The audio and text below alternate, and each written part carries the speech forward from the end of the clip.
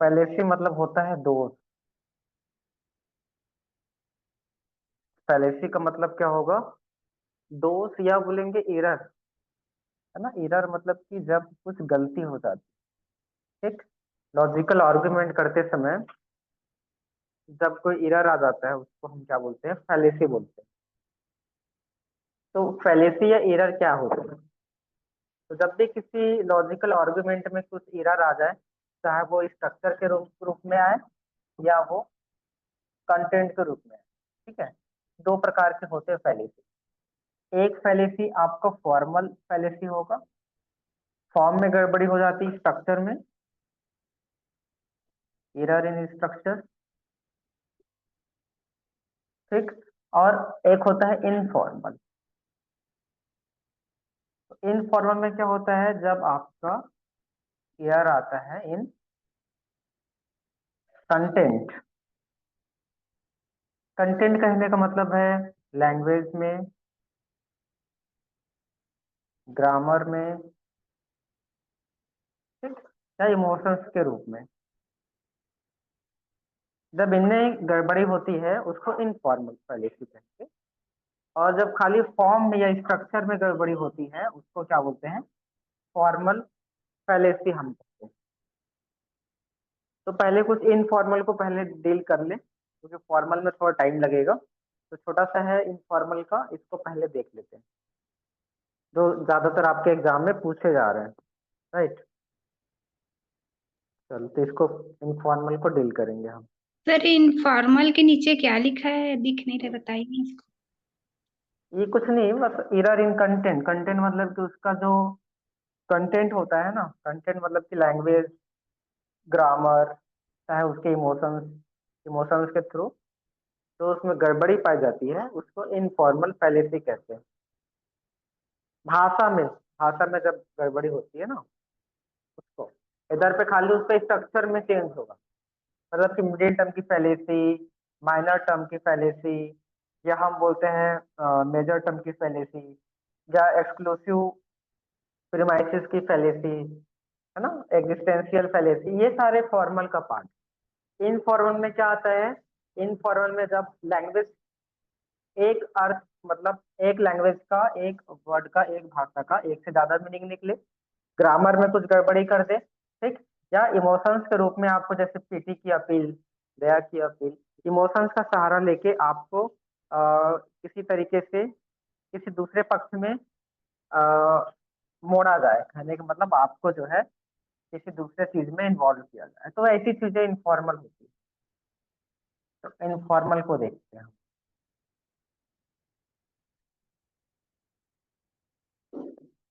Informal fallacy.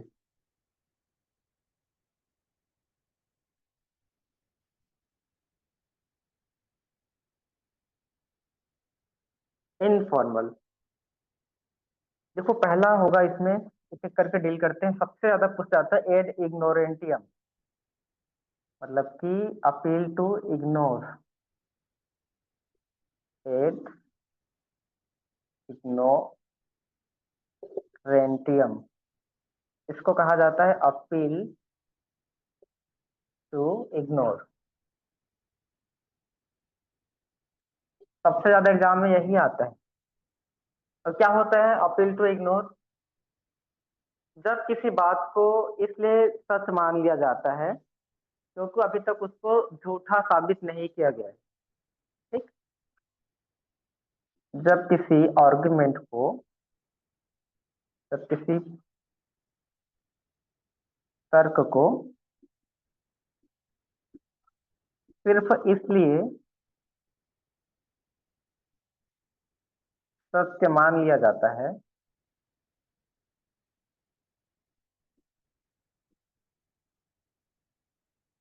क्योंकि अभी तक उसको झूठा साबित नहीं किया गया है, अभी तक उसके झूठ होने का कोई प्रमाण नहीं है, ऐसा।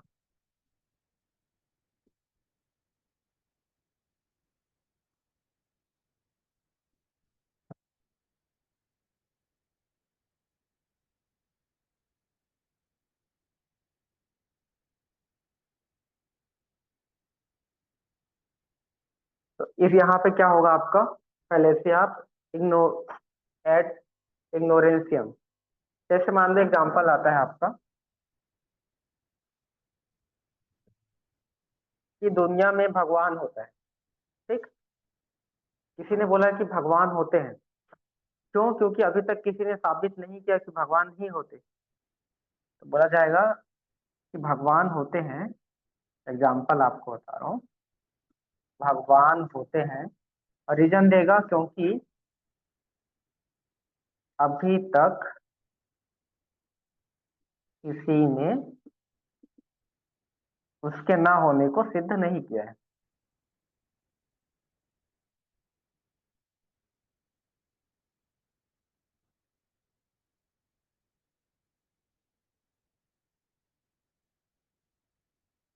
ऐसे आते हैं ना एग्जाम्पल, एग्जाम में इसके बहुत सारे क्वेश्चन आते हैं। भगवान होते हैं इसको इसलिए मान लेना क्योंकि अभी तक किसी ने उसके ना होने को सिद्ध नहीं किया है, उसके विपरीत को सिद्ध नहीं किया है। तो साक्ष्य ना मिलने की वजह से हम उस बात को सत्य मान लेते हैं। इसको एड इग्नोरेंटियम कहा जाता है। ये कई तरीके से पूछा जाता है। दुनिया में एलियन होते हैं। अब एलियन होते हैं क्योंकि उसके ना होने को किसी ने सिद्ध नहीं किया है। इस तरीके से बहुत सारी चीजें आपसे पूछी जाती है, ठीक है। तो ये होता है एड इग्नोरेंसियम।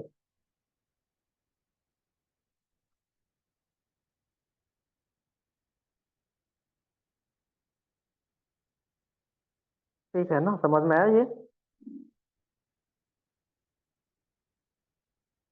इसके बाद होता है एड पॉपुलम। इसका जस्ट थोड़ा सा मिलता जुलता है, add populum.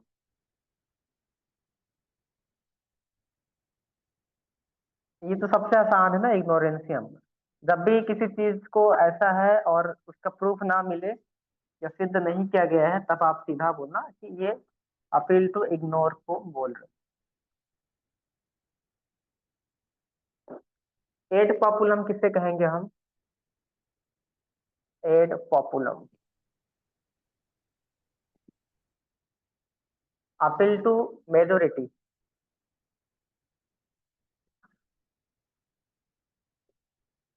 Appeal to majority मतलब ज्यादातर लोग जो काम करते हैं, इसलिए आप भी उस काम को करो, ठीक है। ज्यादातर भीड़ जिस काम को करती है, जिस काम को करती है को करना या फॉलो करना। अब मान लो एग्जांपल, मैं एकदम शॉर्ट में बता रहा हूँ ना, आपको इसका पीडीएफ मिलेगा, मैं बस समझाने के पॉइंट ऑफ व्यू से बता रहा हूँ।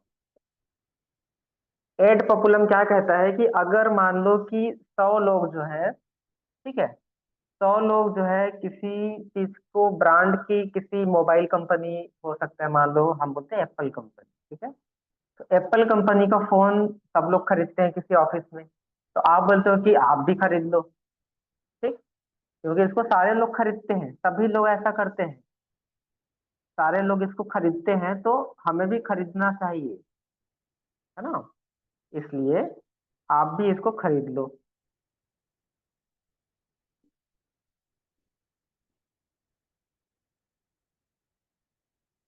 कई बार आता है सभी लोग मंदिर जाते हैं, इसलिए आपको भी मंदिर जाना चाहिए।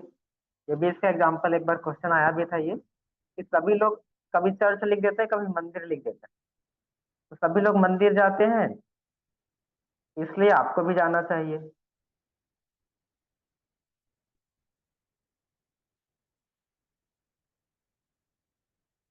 तो इस तरीके से जब प्रश्न आएगा कि सभी लोग ऐसा करते हैं तो आप भी करो, तब के केस में ये आपका होता है एड पॉपुलम। पॉपुलम मतलब क्या होता है आपका? पॉपुलेशन को फॉलो करना, भीड़ जो करती है उसको फॉलो करना, ठीक। तो ये हो गया आपका एड पॉपुलम। भीड़ जिस काम को करती है ना, मेजोरिटी, ज्यादातर लोग जिस काम को करते हैं, उस काम को आपको करने की कहा जाता है। ये होता है आपका एड पॉपुलम। तो उस प्रस्ताव को इसलिए स्वीकार कर लिया जाता है क्योंकि सभी लोग उसको करते हैं, मतलब करने के लिए सहमत होते हैं। बस ये होता है आपका एड पॉपुलम। इसके बाद हास्टी जनरलाइजेशन, अगला देखते हैं फैलेसी।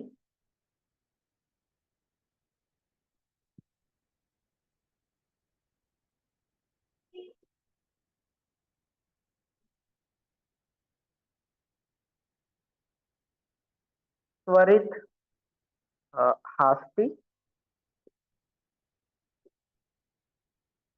जनरलाइजेशन, त्वरित निष्कर्ष कहा जाता है। ठीक। हास्टी जनरलाइजेशन का उपयोग हम कब करते हैं? जब किसी चीज को ना आप तुरंत सामान्यीकरण कर देते हो, जब अपर्याप्त साक्ष्य के आधार पर व्यापक निष्कर्ष निकाला जाता है। जब अपर्याप्त साक्ष्य के आधार पर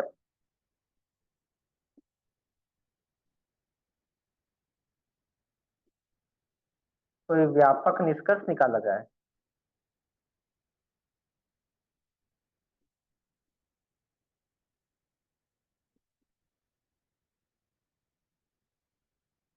अब अपर्याप्त साक्ष्य का मतलब क्या होगा? मान लो कि मैं बोलता हूँ कि मेरे क्लास में एक बच्चा बहुत बदमाश है ना। तो क्लास में एक बच्चा जो है, एक स्टूडेंट जो है, वो बहुत ज्यादा क्या है, बदमाश है, किसी को मारपीट दिया। अब मैं बोलता हूँ कि आजकल के सारे बच्चे बदमाश होते हैं, एक बच्चे ने क्या किया, एक स्टूडेंट ने बदमाशी की।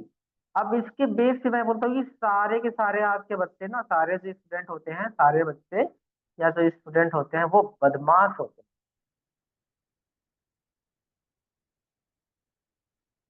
देखो, एक ने गलत काम किया, उसकी वजह से मैं सारे स्टूडेंट को क्या बोल दिया, सबके सब बदमाश है, सभी बदमाशी करते हैं। तो जब किसी एक छोटे चीज को सभी के लिए जनरलाइज कर दिया जाए, क्योंकि अपर्याप्त साक्ष्य है, एक बच्चा किया, सभी ने तो नहीं किया ना, लेकिन आपने उस अपर्याप्त साक्ष्य के आधार पे बड़ा निष्कर्ष निकाल लिया। आपने देखा कि आजकल के किसी एक बच्चे ने ड्राइव करते समय एक्सीडेंट कर दिया, तो बोलोगे आजकल की पूरे जनरेशन जो है मतलब खराब है ना। या किसी एक बच्चे को ड्रग्स लेते देखा, आप बोलते हो सभी नशा करने वाले बच्चे हैं आज के जनरेशन में। तो इस तरीके से एक छोटी चीज को बड़े पैमाने पे जब उसका निष्कर्ष निकालते हैं बिना पर्याप्त साक्ष्य के आधार पे, उस चीज को कहा जाता है त्वरित निष्कर्ष निकालना या हास्टी जनरलाइजेशन करना, तुरंत में, जल्दबाजी में। ठीक है, बहुत बार एग्जाम में क्वेश्चन आता है इससे। तो जब भी आपको लगेगा कि अपर्याप्त साक्ष्य है और कुछ जल्दी बड़ा डिसीजन निकाला जा रहा है छोटी चीज को लेकर के, तब वहां पे हास्टी जनरलाइजेशन होता है।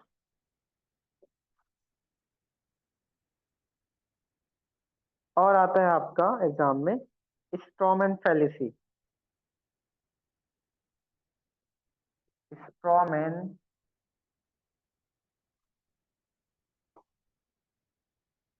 फैलेसी, स्ट्रॉमैन किसे कहते हैं? वो जो काग भगोड़ा होता है ना खेतों में किसानों के पास, देखा है ना, काग भगोड़ा होता है एक, इस तरीके से बना रहता है। काग भगोड़ा देखा है सभी ने, खेतों में ऐसा बना रहता है।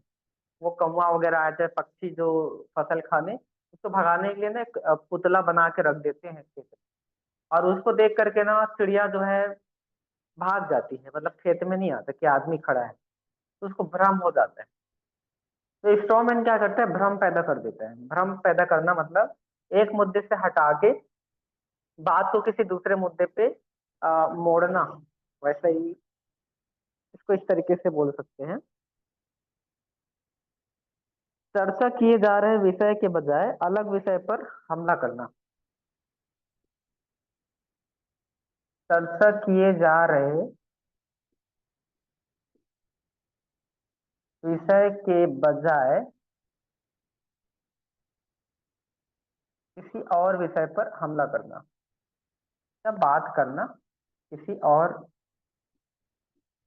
विषय पर, लेकिन यह हमला शब्द ठीक है, अटैक किया जाता है एक प्रकार से, क्योंकि आपको रेड हेरिंग मिलता जुलता मिलेगा वहां पे। डिस्टॉप मतलब आपकी माइंड को दूसरे विषय पे लेके जाते हैं। बट यहाँ पे ना आपको अपोजिशन, जैसे दो अपोजिशन है, दोनों के बीच में क्या होता है ना, एक प्रकार से हमला होता है। पॉलिटिशियन बहुत यूज करते हैं इसका। एग्जाम्पल देता हूँ आपको।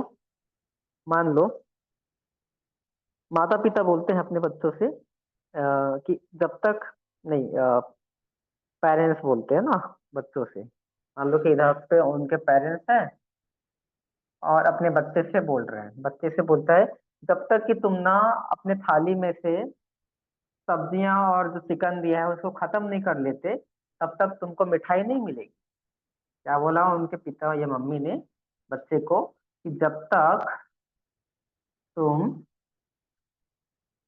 अपने सब्जी और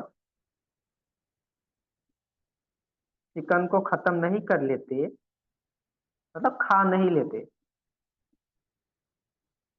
तब तक आपको मिठाई नहीं मिलेगी। तब तक आपको मिठाई नहीं मिलेगी। अब बच्चा रिप्लाई देगा, अटैक करते हुए अपने पेरेंट्स पे, कि आप लोग मुझसे तब भी प्रेम करते हो जब मैं ये चीज खाना खाता हूँ, या जो आप सब्जी या चिकन देते हो तभी आप मेरे से प्यार करते हो, ऐसा वो बोलेगा बच्चा। तो देखो उस किस तरीके से हमला कर रहे हैं अपने पेरेंट्स के आर्गुमेंट, उनके बातों पे। बात कुछ और है और किसी और बात पे लेके जाना। बच्चा बोलता है जब मैं खाता हूँ तभी आप मुझे प्यार करते हैं, जब मैं खाता हूँ। सर वॉइस से थोड़ा अटक रहा है सर। अटक रहा है। अभी जी आया। सर। हम्म क्लियर। पता नेटवर्क नहीं का सर, होगा। थोड़ा ब्लैक बोर्ड भी थोड़ा मतलब ब्लर।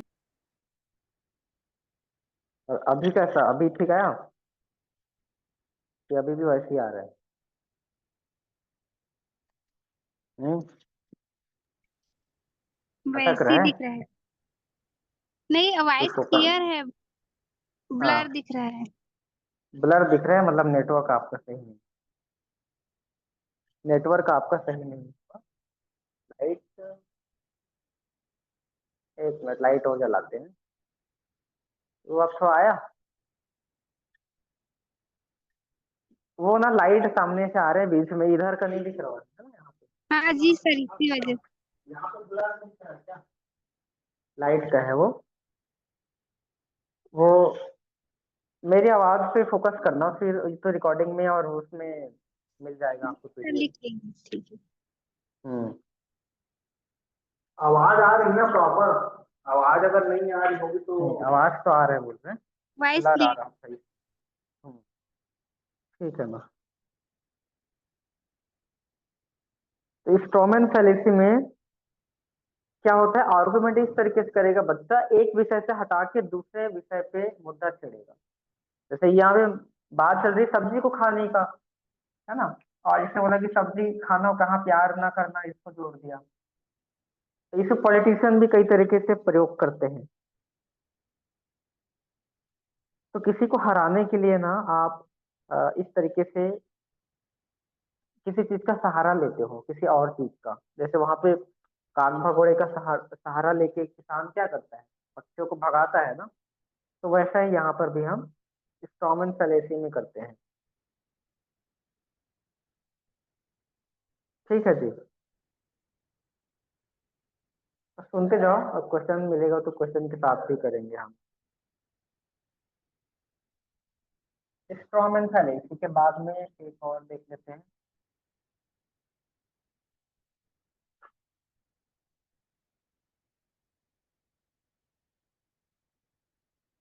तो एग्जाम में आते हैं। एड होमिनेम, चार था ये पांचवा। एड होमिनेम का मतलब क्या होता है? Personal attack.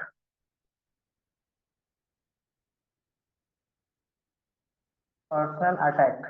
अब पर्सनल अटैक व्यक्तिगत रूप से आप पर हमला करे किया जाएगा। मतलब ऐसी चीजें की जाती है जिसमें आपको पर्सनल लेवल पे नीचा दिखाने का प्रयास किया जाता है ना, उसको एड होमिनेम कहा जाता है। तो इसको इस तरीके से हम लिख सकते हैं, एड होमिनेम, जब व्यक्ति पर हमला होता है, व्यक्तिगत अपमान के साथ किसी तर्क का खंडन करना। व्यक्तिगत अपमान के साथ किसी तर्क का खंडन करना।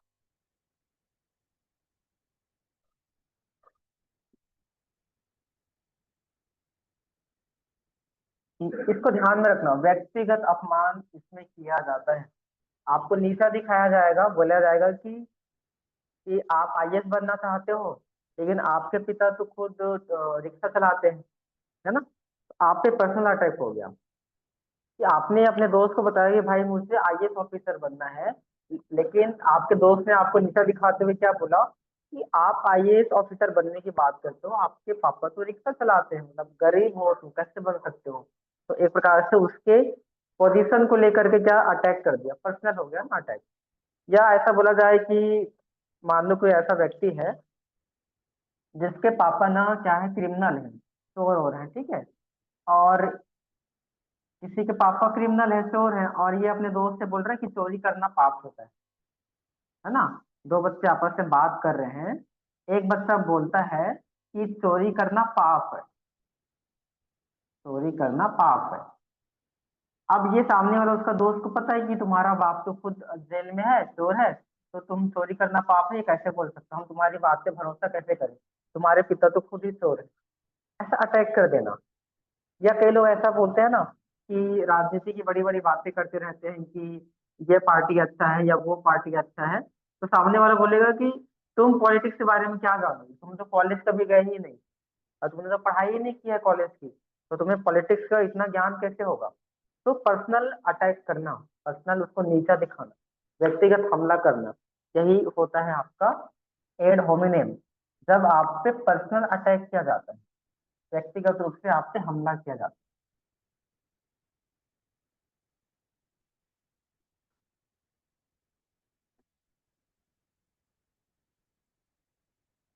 कीवर्ड्स याद रखना, वो एकदम शॉर्ट में बताऊंगा, लंबा चौड़ा नहीं करेंगे। कीवर्ड्स जैसा बता रहा हूँ वैसे ही ध्यान में रखते चलना, सारे बनेंगे।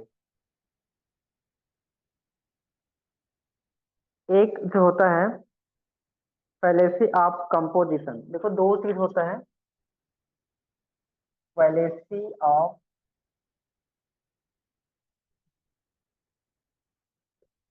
कंपोजिशन, ठीक है। कंपोजिशन मतलब क्या होता है, संग्रह का दोष, तो बोलते हैं संग्रह का दोष। संग्रह करना, कंपोज करना मतलब कि इकट्ठा करना, संग्रह करना। ध्यान में रखना, जब भी हम कंपोजिशन की बात करेंगे तो हम चलेंगे from part, from part to whole. इसमें पार्ट से लेके होल के को बताया जाता है। पार्ट मतलब कि छोटा हिस्सा, जब किसी छोटे हिस्से से किसी बड़े हिस्से को बताया जाए, ठीक है। जब किसी छोटे हिस्से से बड़े हिस्से को बताया जाए वहां पे फैलेसी ऑफ कंपोजिशन होता है।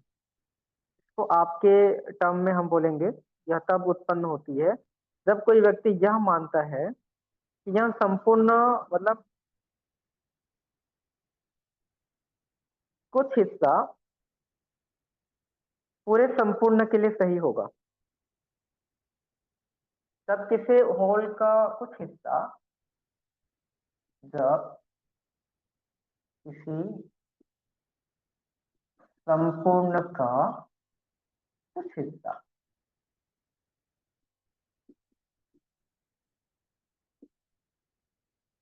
पूरे संपूर्ण के लिए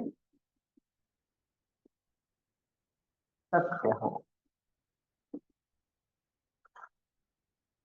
मान लो यहाँ पे चलते कैसे हैं, पार्ट टू होल चलते। चलो एग्जांपल देता हूँ आपको।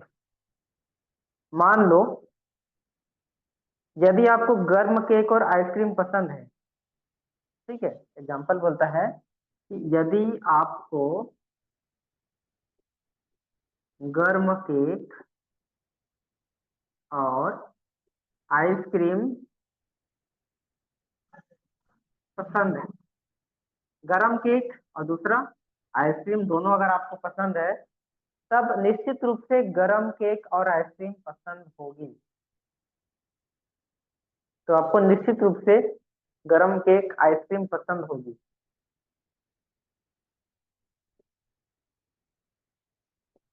ये एग्जाम में आया होगा इसलिए लिखवा रहा हूँ। निश्चित रूप से गर्म केक आइसक्रीम, ये एक साथ है ना, पसंद होगी। इसको इंग्लिश में क्या बोलते हैं देख लो। इसको बोला जाता है हॉट केक आइसक्रीम। ठीक, हॉट केक आइसक्रीम एक आता है जब आप रेस्टोरेंट में जाते हो ना, तब आप एक ऑर्डर करते हो हॉट केक आइसक्रीम। तो इसमें तीनों चीज मिला रहता है, गरम भी रहेगा केक और उसके अंदर आइसक्रीम भी डला रहेगा। लेकिन आपने क्या बोला, आपने बोला अलग अलग बोला कि गरम केक आपको पसंद है और आइसक्रीम भी पसंद है, दो चीजें पसंद है, छोटा छोटा हिस्सा। और उसके बेस पे आप क्या बोलते हो, आपको हॉट केक आइसक्रीम पसंद है। तो पार्ट से चले होल की तरफ, छोटे से बड़े की तरफ चले ना। देखो दूसरा एग्जाम्पल, एक और एग्जाम्पल। मान लो कि मैं कहता हूँ कि एक जो व्हीकल है, व्हीकल मतलब कि गाड़ी, ट्रक ले लेते हैं चलो। ट्रक जो है ना वो रबड़ के टायर से बना है, रबड़ के टायर से बना है। तो मैं बोलता हूँ कि पूरा ट्रक रबड़ से बना है।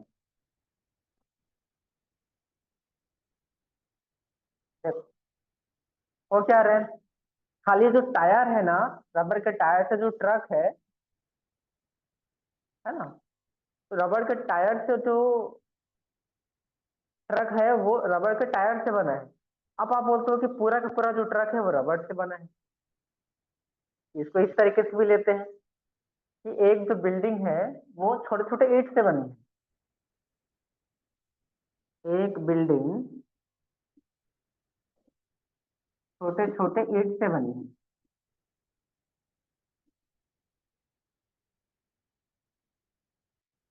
छोटे छोटे ईंट से बनी है, इसलिए यह बिल्डिंग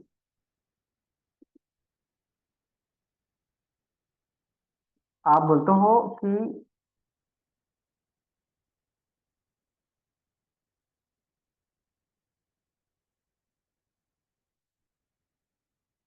हल्की है।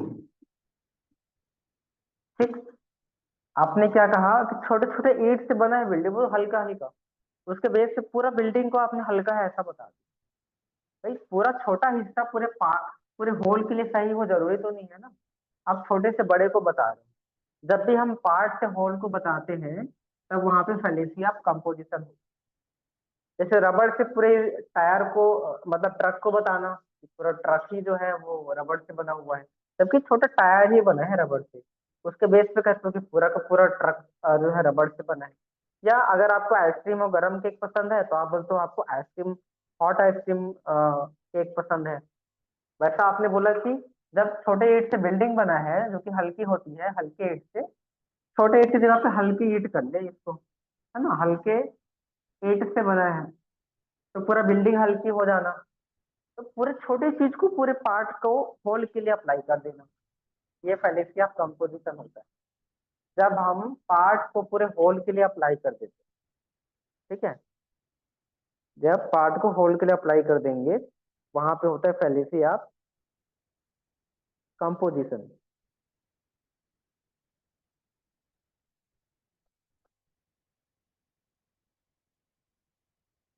आया समझ में?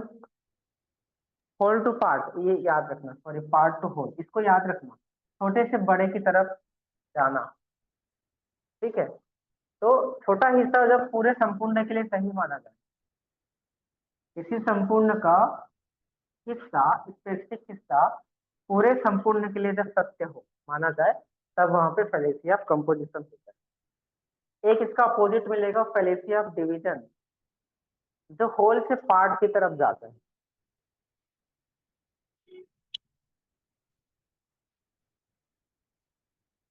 इसमें होल से पार्ट की तरफ बताया जाता है, छोटे से बड़े की तरफ। और होता है फैलेसी ऑफ डिवीजन।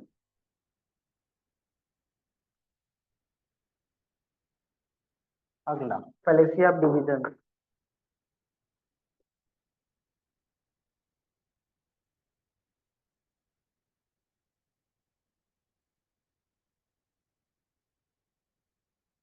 विग्रह का दोष,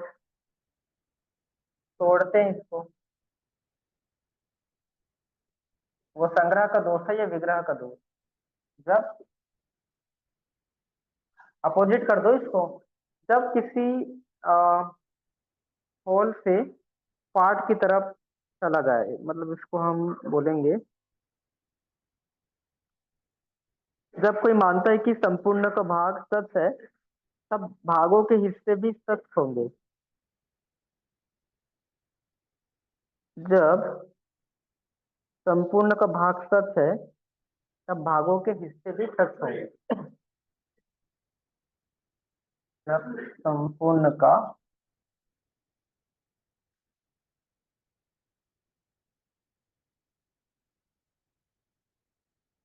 भाग सच है, तो उसके हिस्से भी सच होंगे। तो उसके हिस्से भी सच होंगे। इसको कहा जाता है from whole to part. Whole से पार्ट की तरफ आना, संपूर्ण से स्पेसिफिक की तरफ जाना, ये पूरा है ना संपूर्ण, इससे छोटे की तरफ जाना, जो संपूर्ण है उससे छोटे की तरफ जाना। ठीक है, बड़े से छोटे की तरफ जाना, इसको विग्रह का दोष, मतलब छोटा छोटा विग्रह करना, बड़े को तोड़ना। जैसे अगर मैं बोलूँ कि एक पूरा क्लास है ना, तो इस क्लास, मैं बोलता हूँ कि ये जो क्लास है बीएससी का क्लास बहुत ही इंटेलिजेंट है, बीएससी के क्लास बहुत ही इंटेलिजेंट है, बुद्धिमान। मैंने बोला कि बीएससी का क्लास इंटेलिजेंट है। अब मैं बोलूंगा कि बीएससी क्लास में जो रवि नाम का बच्चा है वो भी इंटेलिजेंट है, रवि भी बुद्धिमान है।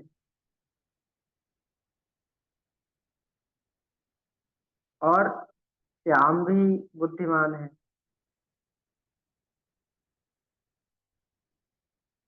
अब बताओ, मैंने होल से पार्ट की तरफ गया है ना, बड़े से छोटे की तरफ गया, पूरा क्लास पहले बोला कि बुद्धिमान है, फिर बोलता हूँ कि रवि उस क्लास का हिस्सा है, छोटा सा एक बच्चा, वही बुद्धिमान है। फिर मैंने बोला कि श्याम भी तो उसी क्लास से पढ़ता है, तो श्याम भी तो बुद्धिमान है। लेकिन जरूरी तो नहीं कि रवि और श्याम भी बुद्धिमान हो सकता है ये लोग उतने बुद्धिमान ना हो, लेकिन उस पूरे क्लास में क्योंकि कुछ बच्चे अच्छे पढ़ने वाले हैं, उसको जैसे पूरा क्लास को हम बुद्धिमान कह रहे हैं। लेकिन बड़े से छोटे को हम नहीं बता सकते ना, इसलिए फैलेसी आ जाती है। ठीक, तो अगर हम कहते हैं कि भारत की जो सेना है वो बहुत ही स्ट्रांग है, तो हमने मान लिया भारत की जो सेना है या जो सोल्जर है बहुत बहादुर है। अब मैं बोलता हूँ कि उसमें काम करने वाले जो एक एक सोल्जर हैं, अब मैंने ले लिया उसमें किसको, एक आध आदमी का नाम रख लेते हैं इसमें। अब मैं बोलता हूँ कि उसमें जो मोहन है, मोहन एक सोल्जर है और वह बहादुर है, वहां भी बहादुर। अब मोहन के बारे में क्या पता बहादुर है कि नहीं पता, लेकिन भारतीय सेना में काम करता है और भारत की सेना बहादुर है, तो उसमें रहने वाला इंसान भी बहादुर हो जाएगा। जैसे ये अक्सर होता है देखना, बड़े बड़े देशों में, हमारे देश में भी होता है। हम बोलते हैं अमेरिका एक अमीर देश, अमेरिका एक अमीर देश है। अब मैं बोलता हूँ कि आपका दोस्त गया है अमेरिका में, आप बोलोगे मेरा दोस्त भी अमीर है। भाई वो तो क्या पता कुली कबाड़ी का काम करता हो, लेकिन आपने उस देश की वजह से उसको भी अमीर मान लिया। हम देखते हैं कि कोई सऊदी अरबिया से भारत आ जाए, हम जानते हैं सऊदी अरबिया बहुत अमीर देश है। अब वहां पे कोई भी एक आदमी देख लिया, बताता है कि भाई मैं सऊदी अरब से आया हूँ, आपने बोला ये अमीर होगा। जरूरी तो नहीं ना कि वो भी अमीर हो, क्या पता वो वहां पे छोटे मोटे काम करता हो। तो इस तरीके से जब संपूर्ण का भाग सच है, तो उसके छोटे हिस्से को भी सच मान लिया जाए, फ्रॉम होल टू पार्ट, है ना। तो होल से पार्ट की तरफ आना, होल से स्पेसिफिक की तरफ आना, इंडक्टिव डिडक्टिव वाला याद रखना, इससे जल्दी याद होगा आपको। तो होल से पार्ट की तरफ किसमें होता है बताओ? होल से पार्ट डिडक्टिव रीजनिंग में होता है, तो डी से है डिडक्टिव। ठीक, जब क्या करते हैं हम होल से पार्ट की तरफ, और पार्ट से होल की तरफ किस में जाते हैं? इंडक्टिव। इंडक्टिव में जाते हैं। तो वैसा ही है इंडक्टिव और डिडक्टिव के जैसे।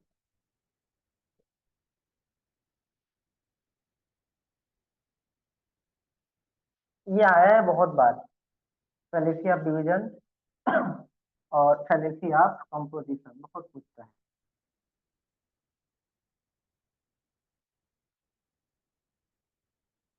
क्वेश्चन भी देखेंगे इसका भी, पढ़ लेते हैं और क्या बच गया इसमें।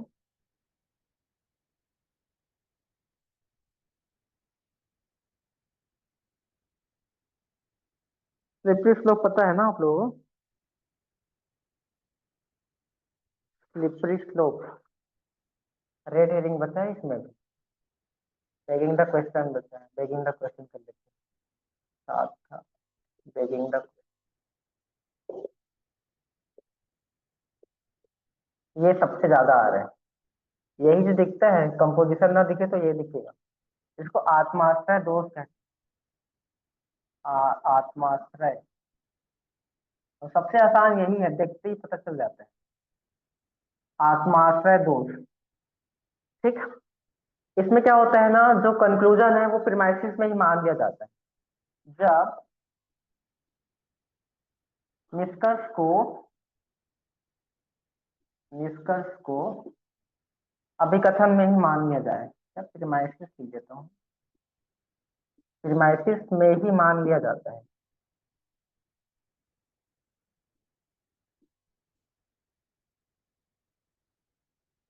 तो निष्कर्ष ना शुरू में ही आ जाएगा कि ये ऐसा होता है, ये चीज है, अच्छा करके शुरू में ही बता दिया जाएगा। एग्जाम्पल देखते हैं इसका, बेगिंग द क्वेश्चन का।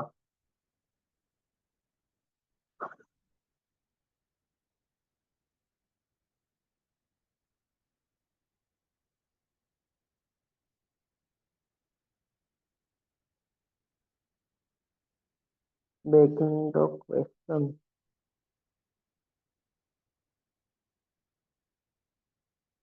देखो एक क्वेश्चन बता रहा हूँ। राजनीतिक स्थिरता आर्थिक प्रगति के लिए अपरिहार्य है, तो पहले ही बता दिया, आया है ना एग्जाम में आपका। क्या बोल रहे हैं? राजनीतिक नैतिक स्थिरता आर्थिक प्रगति के लिए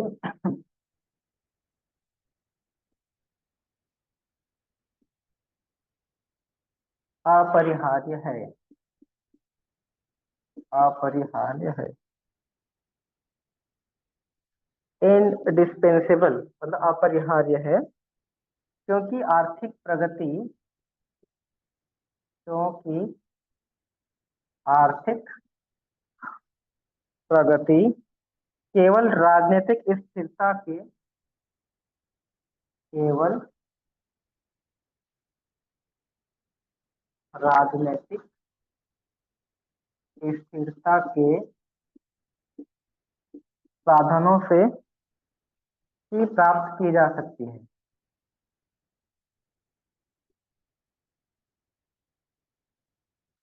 ही प्राप्त की जा सकती है। अब देखो पहले से ही आ गया ना प्रीमाइसिस में, शुरू में क्या बोलता है? राजनीतिक स्थिरता आर्थिक प्रगति के लिए अपरिहार्य है, मतलब जरूरी है। ठीक है, इकोनॉमिक, अगर आपके देश को तरक्की करना है, आर्थिक प्रगति करना है, तो राजनीतिक को स्थिर होना चाहिए, जो आपका पॉलिटिक्स है उसको स्थिर होना चाहिए, क्योंकि आर्थिक प्रगति केवल राजनीतिक स्थिरता के साधनों से ही प्राप्त की जाती है। और दूसरा चीज आपने क्या देखा, पहला चीज निष्कर्ष को प्रीमाइसिस में मान लिया जाता है। शुरू में आ गया ना निष्कर्ष, अपरिहार्य है, देखो मान लिया, ऐसा है, शुरू में ही मान लिया, और वो कंक्लूजन में रिपीट होगा एक बार, वही बात एक बार और रिपीट होता है, सर्कुलर, ये ना सर्कुलर में चलता है। देखो दोबारा भी क्योंकि करके ना फिर वही चीज बोल रहे हैं। इसी बात को ना वापस बोलेगा निष्कर्ष में। आर्थिक प्रगति केवल राजनीतिक स्थिरता के साधन से प्राप्त की जाती है।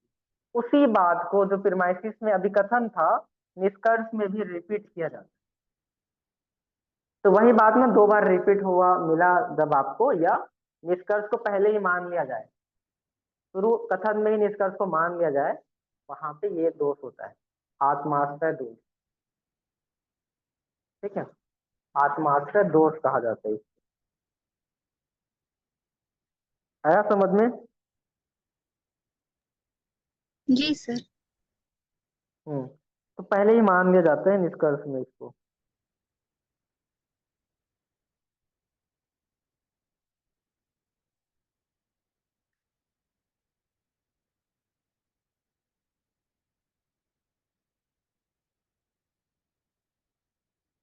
अब तो देखते हैं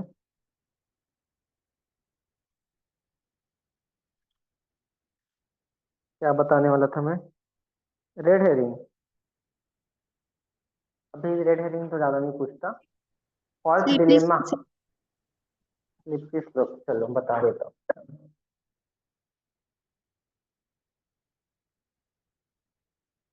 स्लिपरी स्लोप से पता होगा ना, एक घटना किसी बड़ी घटना को क्या करता है,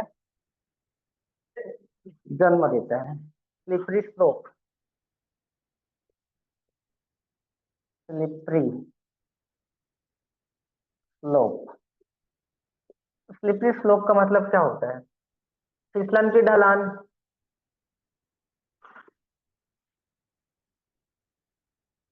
फिसलन की ढलान का मतलब फिसलना, ढलान में फिसलना, गिरते जाना, लुढ़कते जाना। कोई सीढ़ी है मान लो, नीचे नीचे नीचे नीचे नीचे चले जाए आप, इस तरीके से फिसलते चले जाओ। एक घटना बहुत बड़ी घटना का कारण बनती है, किसी दुर्घटना का कारण बनती है, मतलब बुरी घटना का कारण जब बनता है। फॉर एग्जाम्पल जैसे देखना, तो इसमें ना घटनाओं का क्रम होता है। इसमें घटनाओं का क्रम होता है। घटनाओं का एक क्रम या श्रृंखला, क्रम होता है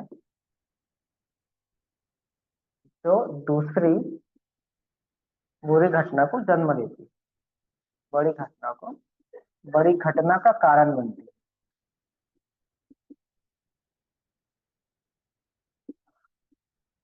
ठीक, बड़ी घटना याद रखना कि बुरी घटना ही होती है अक्सर स्लिपरी स्लोप में। जो कारण एक चीज से दूसरा जो कारण पैदा होगा वो बुरा ही होता है। ठीक, अच्छा कारण नहीं होगा, अच्छी घटना नहीं होगा। जैसे एग्जांपल देखो, आप बोलते हो कि आप किसी अस्पताल में गए, वहां पे अस्पताल में गए आप इलाज कराने। अस्पताल, अस्पताल में देखा कि वहां के जो नर्स है ना, वो ड्रेस कोड का फॉलो नहीं करते, वो ड्रेस कोड को फॉलो नहीं करते। ठीक, पहली चीज, किसी अस्पताल में गए इलाज कराने, पहली चीज क्या नोटिस की, वहां के जो कर्मचारी हैं, डॉक्टर है, नर्स है, वो ड्रेस कोड मतलब व्हाइट कलर का ड्रेस नहीं पहनते, कोई भी रंग बिरंगे पहन के आ जाते हैं। दूसरा चीज आपने देखा कि वहां के डॉक्टर टाइम पर नहीं आते, डॉक्टर जो है टाइम पर नहीं आते। दो घटना देख लिया। तीसरा घटना आपने क्या देखा कि वहां की जो दवाएं हैं महंगी लिखी जाती है, दवाएं जो है वो महंगी लिखी जाती है। अब इस बेस पे आप क्या कंक्लूजन निकालोगे कि ये, अगर मैं इतना सब जानने के बावजूद भी अगर इस अस्पताल में जाऊं तो इलाज वहां पे अच्छा नहीं होगा, कुछ भी बुरा हो सकता है, इतना पता चल जाता है ना आपको। तो यही, जैसे एक बच्चा बोला अपने मम्मी पापा से कि पापा मुझे ना आज पार्टी में जाने दो, मेरे दोस्तों के साथ आज पार्टी है। और उससे बोलता है कि अगर आप मुझे पार्टी में नहीं जाने दोगे तो मैं, मेरे दोस्त नहीं बन पाएंगे, मैं अकेला हो जाऊंगा, पूरी दुनिया में अकेला रहूंगा, और मेरे को जॉब नहीं मिल पाएगा, क्योंकि अकेला रहूंगा तो पढ़ाई नहीं कर पाऊंगा, पढ़ाई नहीं कर पाऊंगा तो जॉब नहीं मिलेगा, जॉब नहीं मिलेगा तो मैं 30 साल की उम्र में आपके घर के बेसमेंट के अंदर अकेला पड़ा रहूंगा। तो वो कितनी सारी चीजें सोच ली। क्या क्या चीज की वजह से? घर में उसको पार्टी में जाने के लिए उनके पापा ने मना किया, बोला कि पार्टी में मत जाओ। तो वो पार्टी में ना जाने के लिए वो कितनी बड़ी बड़ी चीजें बता दिया, पार्टी में नहीं जाऊंगा तो मेरे दोस्त नहीं बनेंगे, दोस्त नहीं बनेंगे तो पढ़ाई नहीं कर पाऊंगा, पढ़ाई नहीं कर पाऊंगा तो जॉब नहीं मिलेगी, जॉब नहीं मिलेगी तो मैं एकदम निठल्ला हो जाऊंगा, घर में आपके बेसमेंट में अकेला पड़ा रहूंगा और मेरी जिंदगी बर्बाद हो जाएगी। कितना सारी बातें उसने एक घटना की वजह से बता दी। होता है ना। जैसे अब पेरेंट्स से कोई बोलता है कि छोटा बच्चा है, बोला कि पापा मुझे ना ये वाला जो है टॉय ला के दे दो, खिलौना ला के दे दो। अब पापा बोले कि नहीं, ये खिलौना मतलब बहुत महंगा है। अब उसका बच्चा बहुत दिमाग वाला है, कैसा बोलेगा वो बोलेगा कि पापा आप मुझसे प्यार नहीं करते, आप मुझे ये नहीं करते, आप मुझे ये खरीद कर नहीं दे रहा हूँ, कल मेरी शादी नहीं होगी, मैं पढ़ाई नहीं कर पाऊंगी और मैं घर में बैठी रह जाऊंगी। मतलब बहुत सारी चीजें हो गई ना। या आपके पिता आपको बोलेंगे आज तुमने एक टॉय मांगा है, कल तुम एक स्कूटी मांगोगे, फिर एक मोबाइल फोन आईफोन मांगोगे, फिर एक आप जो है एप्पल का कंप्यूटर मांगोगे, फिर कार मांगोगे, फिर हेलीकॉप्टर, फिर हवाई जहाज, है ना। फिर बोलोगे मेरे को पूरा अपना घर सब चीज बेच करके लोन वोन लेके रोड पे आना पड़ेगा। उसके पिता ऐसे बोलेंगे उसको। तो एक छोटी घटना दूसरी बड़ी घटना का जब कारण बनती है, वो एक ना श्रृंखला में चलता है, चैन में चलता है, लगातार चलते रहता है। इसको कहते हैं स्लिपरी स्लोप, फिसलन की ढलान, लगातार जो स्लोप में गिरते चला जाना। If A causes B causes C, then C causes D causes E, और देर तक चलेगा ऐसा। तो ये स्लिपरी स्लोप होता है। ठीक, आया ना समझ में? जी सर। हम्म। अब रेड हेरिंग बता रहा हूँ। रेड हेरिंग,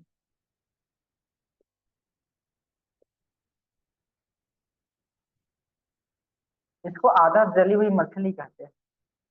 रेड हेरिंग का मतलब आधा जली हुई मछली। अब आधा जली हुई मछली, देखो होता क्या है, जब किसी एक मुद्दे से ध्यान भटकाने के लिए आ, उसका टेंशन को दूसरे मुद्दे की तरफ मोड़ा जाए। ठीक है। जैसे वो था ना एक, और जो एक विषय से हटा के दूसरे विषय पे अटैक किया जाता है, वैसा ही होता है, लेकिन थोड़ा सा अलग है इसमें। किसी अन्य मुद्दे पर तर्क को इसमें क्या किया जाता है, रिडायरेक्ट किया जाता है। ठीक? किसी एक मुद्दे से हटाकर दूसरे मुद्दे में रिडायरेक्ट करना। किसी एक मुद्दे से बात को हटाकर दूसरे मुद्दे पर ध्यान को लेकर जाना। दूसरे मुद्दे पर ध्यान को मोड़ना।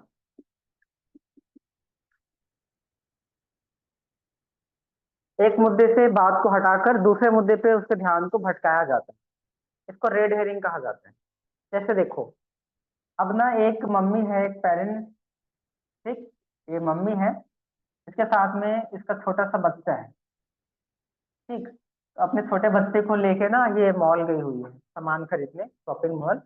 शॉपिंग मॉल में इसका बच्चा बोलता है, ये मम्मी मम्मी ये टॉय खरीद दो, बहुत प्यारा टॉय है। इसकी मम्मी क्या बोलती है, अरे बेटा चलो घर चलते हैं, घर में तुम्हारे लिए बहुत अच्छा मैगी बना के रखा हुआ है, घर में जाके मैगी खाना, घर में जाके सुबह तुम्हें बहुत अच्छा सा तुम्हारे लिए मैं कुछ डिश बनाऊंगी।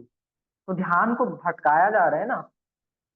भाई बच्चे ने बोला टॉय खरीद दो, अब टॉय के बारे में बात ये नहीं बोल रही कि नहीं खरीदूंगी, सीधा बोल रही है अरे चलो घर चलते हैं जल्दी, बहुत अच्छा मैगी बनाया है।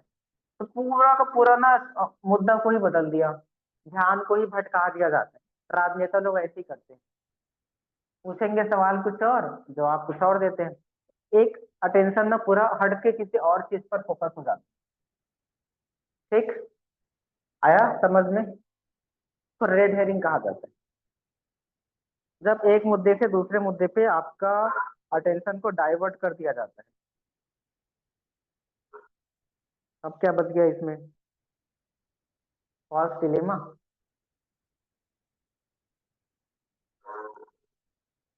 फॉल्स डिलेमा होगा जब दो में से किसी एक को चूज करना रहता है। एक होता है cause of accident, fallacy of accident. जब किसी एक चीज के निष्कर्ष को किसी दूसरे असामान्य चीज पर लागू किया जाए, कभी कभार आता है ये सारी चीजें। और क्या है एग्जाम में?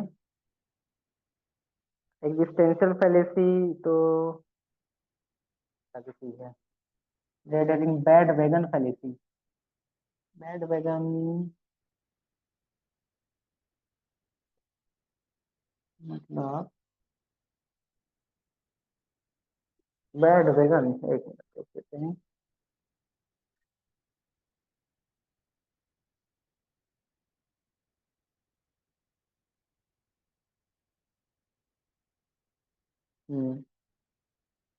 ओके, मतलब ये खुद को एक प्रकार से मूल्यवान साबित करना, या मैं योग्य हूँ ऐसा। देखेंगे एग्जाम्पल के साथ में। और एग्जाम्पल आया हूँ, यहाँ तक पे कोई दिक्कत किसी को बताओ।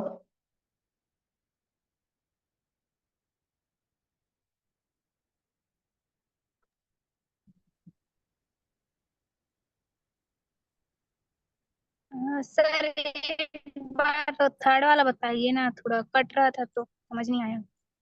कौन सा थर्ड हास्ती, वाला? हास्ती जनरलाइजेशन। हास्ते? हास्ते क्या होता है? मतलब जल्दबाजी में डिसीजन लेना, हास्ती जनरलाइजेशन। अब एग्जाम्पल बता। जनरलाइजेशन, जल्दबाजी में ना जब हम कोई निष्कर्ष ले लेते हैं, जैसे कि मैंने थोड़ा सा सुना कि ना, अभी जो ट्रम्प जो है, ट्रम्प मतलब कि राष्ट्रपति अमेरिका का, उसका एक भाषण सुन लिया मैंने, स्पीच। और उसकी स्पीच को सुन के मैंने बोला कि ये तो अच्छा भाषण नहीं देता है, मतलब कि ये खराब राष्ट्रपति है। तुरंत एक डिसीजन ले लिया कि खराब राष्ट्रपति है। एग्जाम्पल के लिए ना, ये खराब राष्ट्रपति है। क्यों मैंने बोला कि ये भाषण अच्छा नहीं देता? एक भाषण मैंने सुना ट्रम्प का, और मैंने बोल दिया कि ये खराब राष्ट्रपति है। तो वो कितनी छोटी सी बात से मैंने कितना बड़ा निष्कर्ष निकाल लिया। तो क्या होता है, जब अपर्याप्त साक्ष्य के आधार पे कोई व्यापक निष्कर्ष निकाला जाए, वैसे केस में हम क्या कहते हैं, हास्टी जनरलाइजेशन।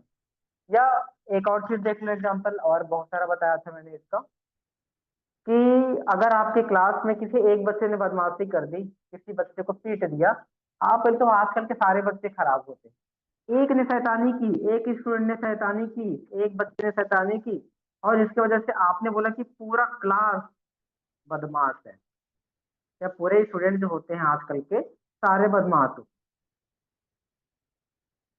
खराब होते हैं या बदमाश। तुरंत त्वरित डिसीजन ले लेना। कई बार एग्जाम में आता है कि कॉलेज में आजकल के बच्चे दुर्घटनाओं को अंजाम देते हैं, ड्रग्स लेते हैं, मारपीट करते हैं, दंगा करते हैं। तो आजकल के जो जनरेशन के बच्चे हैं, वो बहुत खराब है। आपने देखा किसी एक कॉलेज में एक दो बच्चे को गलत हरकत करते या बुरे कामों में इन्वॉल्व होते हुए देखा, आपने बोला कि पूरा जनरेशन खराब है आजकल, पूरे कॉलेज में जाने वाले सारे बच्चे खराब होते हैं। तो त्वरित निष्कर्ष निकाल लेना, तुरंत जल्दी में डिसीजन ले लेना। या आपने देखा किसी लड़की को कार चलाते हुए, ठीक है, कोई मान लो लेडी है, फीमेल है, और किसी लड़के ने देखा कि लेडी जो है वो कार अच्छे से नहीं चलाई, या ट्रैफिक सिग्नल पे किसी को ठोक दी, ठीक।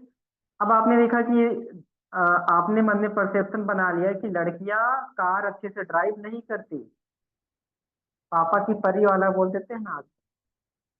तो लड़कियों को आपने देखा कि एक लड़की ऐसा नहीं कर पाई, आपने उसको सारी लड़कियों के लिए लागू कर दिया। तो ये जो होता है ना, हास्टी जनरलाइजेशन कहा जाता है।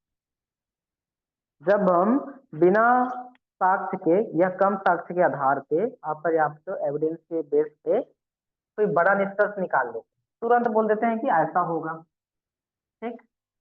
इसी को कहा जाता है हास्टी जनरलाइजेशन।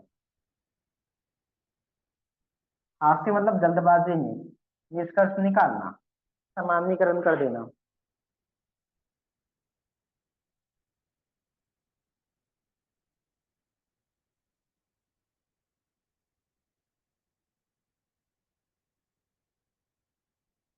एक होता है आपका एग्जिस्टेंशियल फैलेसी।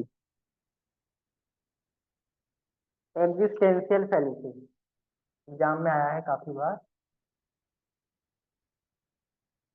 एग्जिस्टेंशियल फैलेसी, हालांकि फॉर्म में आता है ये, फिर भी पढ़ लेते हैं। अस्तित्वगत भ्रांति का दोष। अस्तित्वगत भ्रांति का दोष, जब दो यूनिवर्सल प्रीमाइसिस से कोई कंक्लूजन ड्रॉ किया जाए, जब दो यूनिवर्सल से कोई पर्टिकुलर कंक्लूजन निकाला जाए, जब दो यूनिवर्सल प्रीमाइसिस से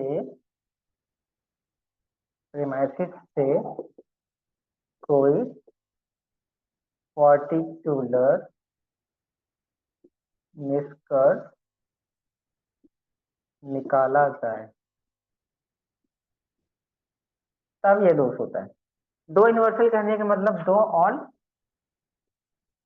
या नो हो सकता है, ये एक ऑल हो एक नो हो सकता है यूनिवर्सल, इस तरीके से। तो आपको देखना है एग्जिस्टेंशियल फैलेसी में कि जब भी दो यूनिवर्सल चीजों की बात की जाए, दो यूनिवर्सल प्रीमाइसिस से हम क्या करते हैं, कोई पर्टिकुलर कंक्लूजन ड्रॉ करते हैं। ऑल नो से सम निकले या ऑल ऑल से सम निकले, तब के केस में एग्जिस्टेंशियल फैलेसी हो जाएगा। जैसे ऑल एज आर टी, ऐसे बोलता हूँ कि ऑल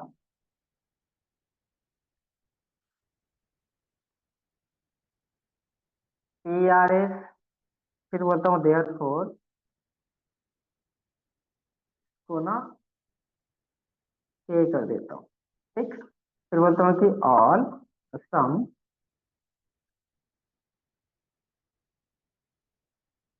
ए आर सी। तो मैंने क्या किया यहाँ पे, ऑल से क्या निकाला, सम निकाला, ठीक।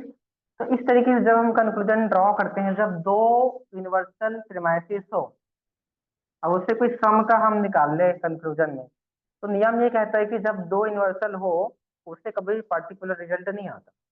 दो यूनिवर्सल हो सामने वाला, तो कभी भी पार्टिकुलर नहीं आएगा। तो जब भी आप इस तरीके की चीजें देखो, समझ जाना एग्जिस्टेंशियल फैलेसी उसके अंदर है, ठीक है। तब उसके अंदर एग्जिस्टेंशियल फैलेसी होती है। एग्जाम्पल ढूंढ रहा हूँ मेरे को।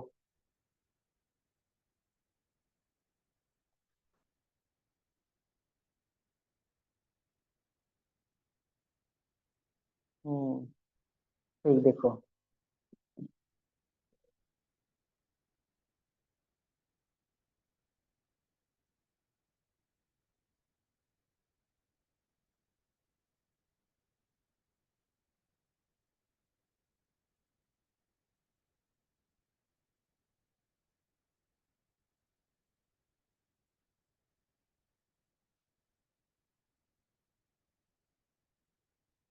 All six household pets are domestic animal.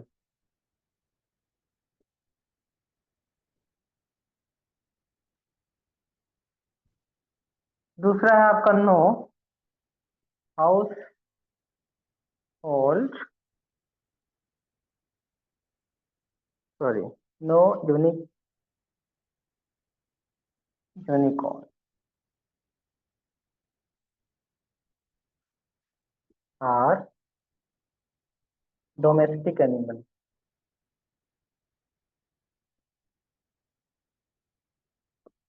Therefore हम बोलते हैं अब some unicorn are not household, are not household pet. देखो दो यूनिवर्सल आया कि नहीं आया शुरू में? दो यूनिवर्सल आया ना, एक ऑल और दूसरा नो। इसे निकाला सम नॉट। तो जब भी दो यूनिवर्सल से कोई हम कंक्लूजन निकालेंगे, वहां पे क्या होता है, एग्जिस्टेंशियल फैलेसी होती है। तो एक बात ध्यान रखना, जब भी एग्जिस्टेंशियल आता है उसमें यूनिकॉर्न शब्द लिखा रहता है, ठीक।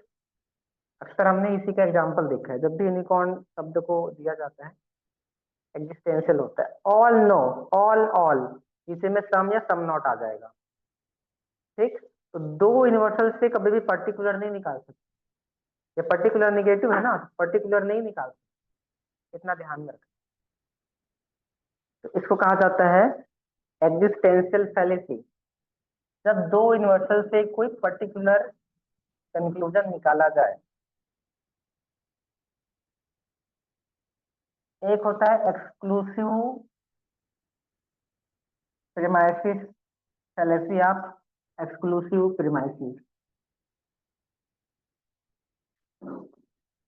Fallacy of exclusive premises. ये कब होता है? जब दो नेगेटिव प्रीमाइसिस से कोई कंक्लूजन निकाला जाए। जब दो नकारात्मक जो प्रीमाइसिस है, कोई निष्कर्ष निकाला जाए।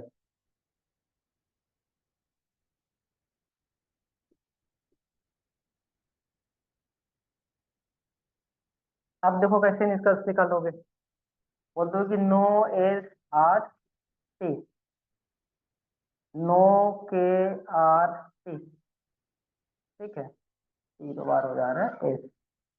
तो फिर बोलता हूँ मैं इधर पे सम एस आर टी। जब दो निगेटिव आ जाए ना, तो समझ जाना है कि आप किसकी बात कर रहे हो, एक्सक्लूसिव। जब दो निगेटिव से हम क्या करते हैं, कोई कंक्लूजन निकालने के लिए जाते हैं, हो सकता है पहला वाला नो हो, दूसरा वाला सम नॉट हो। तब के केस में भी जो भी हम निकालेंगे सम या ऑल करके, ये भी इसी का एग्जाम्पल है, एक्सक्लूसिव प्रीमाइसिस में आएगा। जब भी दो निगेटिव से हम क्या निकालेंगे, कोई कंक्लूजन निकालेंगे, चाहे कंक्लूजन पॉजिटिव हो चाहे निगेटिव, ध्यान रखना है कि दो निगेटिव प्रीमाइसिस आया शुरू में, तब सीधा आंसर लेना एक्सक्लूसिव प्रीमाइसिस। इसको ना फैलेसी ऑफ निगेटिव प्रीमाइसिस भी कहा जाता है, एक और नाम है इसका जिससे आपको याद रहेगा, फैलेसी ऑफ निगेटिव प्रीमाइसिस। मतलब कि इसके प्रीमाइसिस ही निगेटिव होते हैं। दोनों प्रीमाइसिस, दोनों अभिकथन हमेशा आपको निगेटिव फॉर्म में ही मिलेंगे। नो रहेगा या सम नॉट वाला रहेगा, नो या नॉट, या दोनों सम नॉट हो सकते हैं या दोनों नो हो सकते हैं, ठीक। लेकिन दोनों के दोनों निगेटिव, एक पॉजिटिव और दूसरा निगेटिव ऐसा नहीं होगा भाई, ठीक है। ये वाला तो आपका एग्जिस्टेंशियल में आ गया, है ना, क्योंकि दोनों क्या यूनिवर्सल है, ऐसा नहीं होगा। होगा तो क्या होगा, या तो सम नॉट होगा या नो होगा, या ऊपर में नो होगा तो नीचे सम नॉट होगा, या नो नो होगा दो बार, या सम नॉट होगा, सम नॉट होगा, ऐसा होगा। निगेटिव होगा दोनों पे मैच, तभी निकलेगा जो भी कंक्लूजन, वो कहलाएगा एक्सक्लूसिव प्रीमाइसिस का दोष।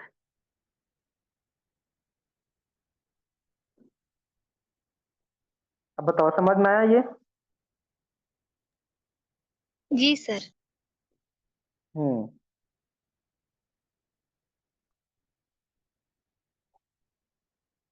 बस तो फिर हो गया। पहले आप इक्विवेकेशन एक बता दूं कि एक शब्द का जब दो अर्थ निकलते हैं ना, उसको पहले से आप अनेक अर्थ क्या बोलते हैं, अनेक अर्थ वाला।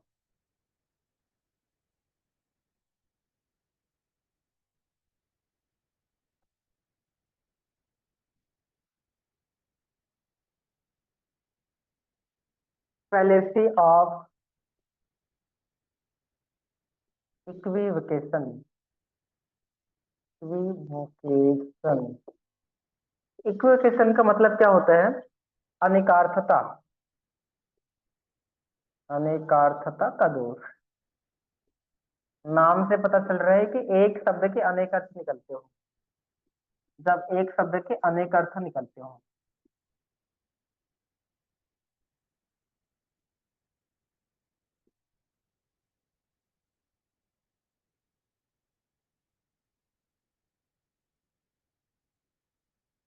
जैसे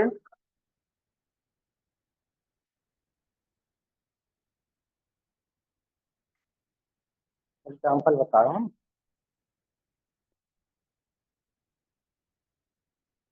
एक चीज के दो अर्थ निकलते हो ना।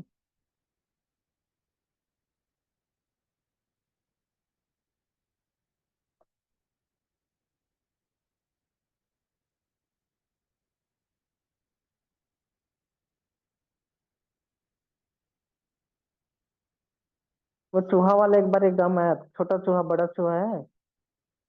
तो बड़ा चूहा बड़ा जानवर है ऐसा करके।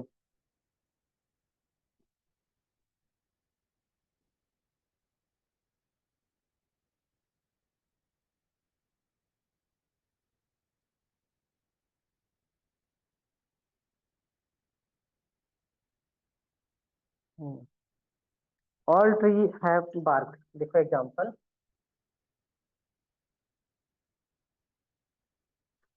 All trees have bark.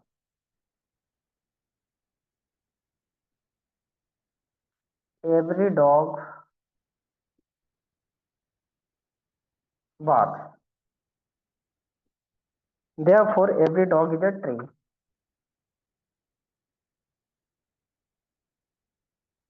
Every dog is a tree. अब जो शब्दों का अंतर समझना है यहाँ पे ना। पेड़ के जो छाल होते हैं ना उसको बार्क कहा जाता है अंग्रेजी में। पेड़ के जो छाल होते हैं ना, ऊपरी छाल, तो पेड़ के छाल को क्या कहते हैं? बार्क कहते हैं। और देखो अब क्या बोलता है? सभी कुत्ते भौंकते हैं। इस वाले बार्क का मतलब होता है कुत्ते का भौंकना। अलग देखो मीनिंग, शब्द वही है, वर्ड वही है, लेकिन दोनों का अलग अलग क्या निकल रहा है? मीनिंग अलग अलग बदल रहा है ना, अर्थ अलग अलग। इसके बेस से बोलते हो कि सभी डॉग जो है पेड़ है। ने बोला कि सभी पेड़ छाल होते हैं, सभी पेड़ के छाल होते हैं, और सभी डॉग भौंकते हैं, इसलिए सभी डॉग पेड़ है। गलत हो गया ना। एक का दूसरा अर्थ ले रहे हो आप, छाल को भौंकने से जोड़ रहे हो, तो सभी डॉग को पेड़ बना दिया आपने, तो गलत हो गया ऐसा। तो इस तरीके से होता है जब एक का अर्थ दो बार अलग अलग प्रयोग हो। एक ही शब्द हो लेकिन उसका मीनिंग अलग अलग कॉन्टेक्स्ट में यूज किया जाए, तब ये होता है इक्विवेकेशन का दोष।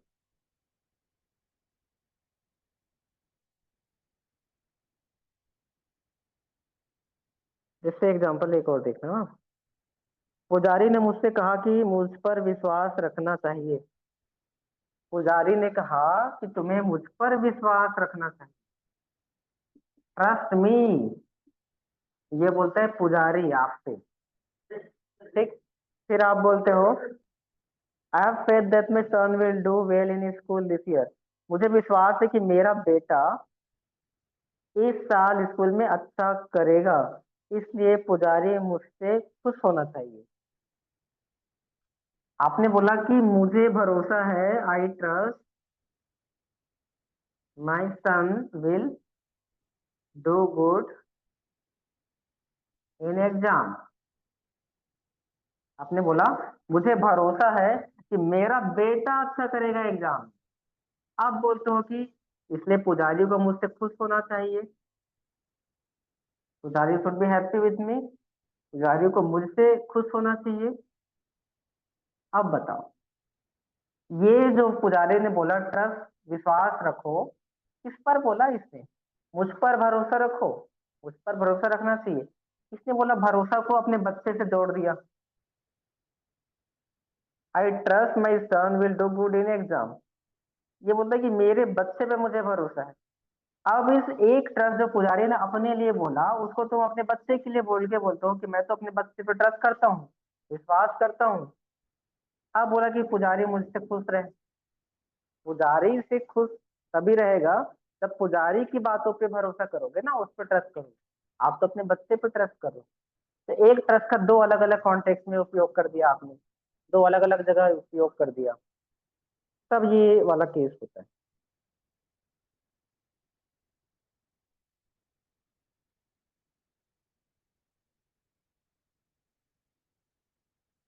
तो ये थे मेजर वाले, इतने एटलीस्ट आपको आने चाहिए।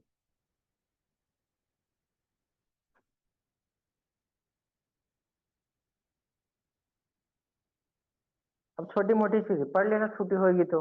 एड बैकुलम, बल का प्रयोग करके किसी को अपनी बात मनवाना।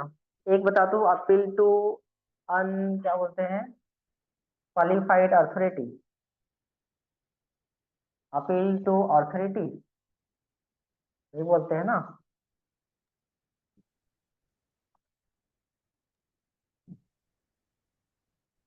Appeal to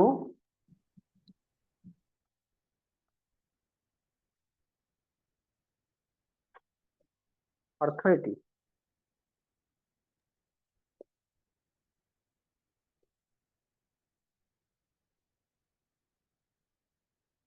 appeal to authority में क्या होता है, जब किसी सेलिब्रिटी या किसी फेमस पर्सन जो विषय विशेषज्ञ नहीं है, उसकी बात को इन अप्रोप्राइट अथॉरिटी, है ना, अथॉरिटी। तो जब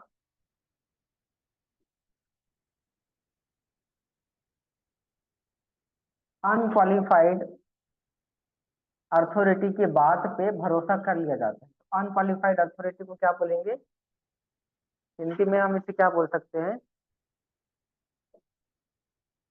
जब किसी गैर विशेषज्ञ, ठीक, जब किसी गैर विशेषज्ञ की बात को सत्य मान लिया, जब भरोसा किया जाए। भाई गैर विशेषज्ञ जिसे उस विषय का ज्ञान ही नहीं है, और उसकी बात को आप इन्फ्लुएंस हो रहे हो, उसकी बात को मान लो फॉर एग्जांपल कि महेंद्र सिंह धोनी क्रिकेटर है जी। अब ये साबुन का विज्ञापन करता है, बोलता है फलाना साबुन ले लो अच्छा होता है। तो ये तो क्रिकेट का एक्सपर्ट है ना, ये कोई साबुन वाबुन का कोई नॉलेज वाला थोड़ी है। अब साबुन का विज्ञापन किया, आप उसको सही मान लेते हो। या एम एस धोनी बोले कि भाई ये वाला जो आया क्या बोलते हैं, दवा खा लो, ठीक, किसी दवा का विज्ञापन करे, तो आपने देखा कि ये धोनी ने बोला तो खरीद लेते हो, क्योंकि वो अथॉरिटी अनक्वालिफाइड है। अनक्वालिफाइड मतलब वो विशेषज्ञता रखता ही नहीं है, फिर भी आप उसका दवा बेचा और आपने खरीद लिया। ऐसे ही होता है। तो जब भी कोई सेलिब्रिटी बॉलीवुड का, क्रिकेट का, पॉलिटिशियन किसी दूसरे चीज का प्रचार करे जिस विषय में उसे महारत हासिल नहीं है, और उसको जब हम फॉलो करते हैं या उसकी बात को सत्य मानते हैं, उस केस में होता है अपील टू अथॉरिटी या अनक्वालिफाइड अथॉरिटी, अनअप्रोप्राइट अथॉरिटी, ऐसा भी लिखा है। तब समझना है कि इसकी बात चलती है। जैसे विपाशा बसु से क्या बोला था, fair fair and lovely cream का विज्ञापन करवाना। बिपाशा बसु बेचारी पूरी सांवली है, गोरी नहीं है, अब वो गोरी क्रीम का विज्ञापन करने लगे, तो उसकी बात पे यकीन नहीं किया जा सकता, वो खुद ही नहीं है वो, है ना। तो इस तरीके से अपील टू अथॉरिटी। एड बैकुलम एक होता है जिसमें बल का प्रयोग करके डरा धमका के अपनी बात मनवाया जाता है। एड टू पिटी, छोटी छोटी चीजें जो पढ़ सकते हो।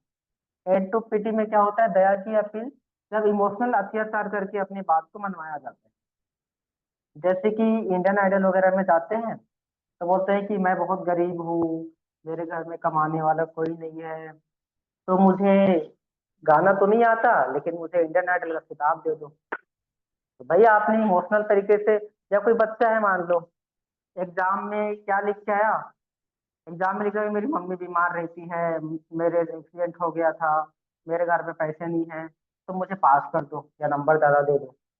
तो अपने दया की अपील कर रहे हैं ना, जिसको अपील टू पीटी कहते हैं। अपील टू पीटी, आता है कभी कभी, अभी तो नहीं आता। तो ऐसी छोटी मोटी चीज को तो नाम से पकड़ सकते हो, नाम से पता चल जाता। बेटी मतलब दया, करुणा।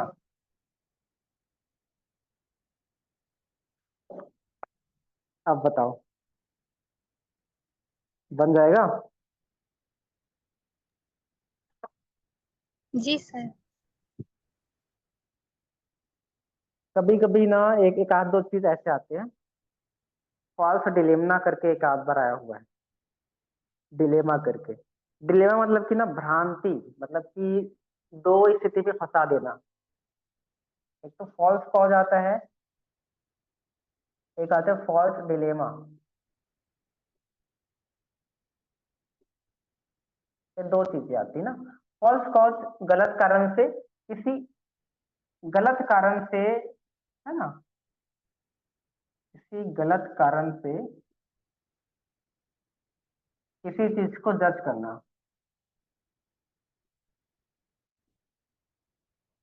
किसी चीज को देखना ऐसा, या जज करना, या उसका निर्णय निकालना। मतलब एक गलत कारण से उसको किसी दूसरे चीज में अप्लाई करना। कारण ही गलत देना, तो एक कारण ऐसा गलत दोगे कि पूरा का पूरा ही और फिट ही नहीं बैठ रहा है। जैसे कि आपने बोला कि मेरे एग्जाम में नंबर कम आए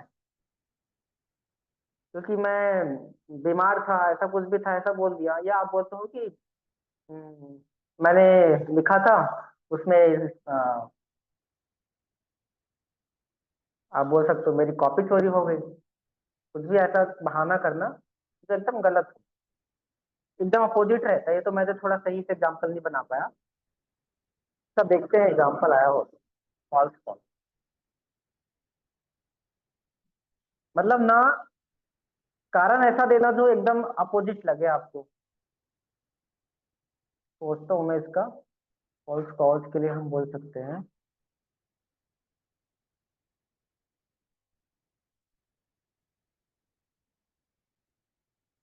कि हमारे देश में आर्थिक उन्नति, अगर कोई बोलता है कि हमारे देश में आर्थिक उन्नति हो रही है, आर्थिक उन्नति हो रही है, ठीक। तो कोई आदमी बोलता है आर्थिक उन्नति इसलिए हो रही है क्योंकि मैंने शेयर मार्केट में पैसा लगा रखा है, क्योंकि मैंने शेयर मार्केट में पैसा लगा रखा है। भाई तुम्हारे शेयर मार्केट में पैसा लगाने से थोड़ी ना उन्नति होगी। ये सारे लोग कितना सारा बिजनेस करते हैं, उससे उन्नति होता है। तो कोई फॉल्स कारण देना, रीजन एकदम गलत देना, वो होता है फॉल्स कॉज। जब मैच नहीं करेगा ना उसका कारण, समझ जाना कि फॉल्स कॉज। फॉल्स डिलेमा में जब दो चीजों में क्या होता है, फंसा दिया जाता है। दो परिस्थितियां, दो परिस्थितियों में एक का चुनाव करना। या तो ये जैसे गांधी जी ने नारा दिया था, करो या मरो, बोला ना। या तो आंदोलन के लिए लड़ाई करो, मर जाओ। दूसरा कोई ऑप्शन नहीं है। डू और डाई, या तो करो या मरो। तो दो ही ऑप्शन रहेगा। या तो कि तुम हमारी पार्टी को सपोर्ट करते हो, मतलब तुम इस पार्टी के खिलाफ हो। भाई एक को मानने वाला दूसरा का खिलाफ कैसे होगा?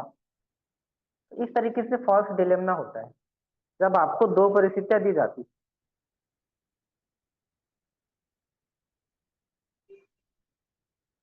मेरे ख्याल से लगभग हमने इसको कर लिया।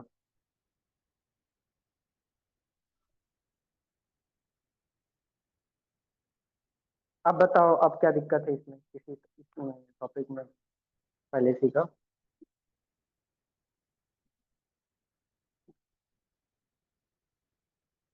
बन जाएगा? जी सर। क्योंकि क्वेश्चन बनाओगे तो समझ में आएगा। अब दे दिया था एक फैलेसिया कंपोजिशन का एग्जांपल। देखो लंबे चौड़े आगे प्रश्न को देख के डरना मत ना, उसको सिंप्लीफाई करने की कोशिश करना। देखो मैं आपको एक प्रश्न बताता हूँ। ब्रह्मांड में, देखो लिखता हूँ, देखो आपको ट्राई करना बनता है कि नहीं क्वेश्चन आपके।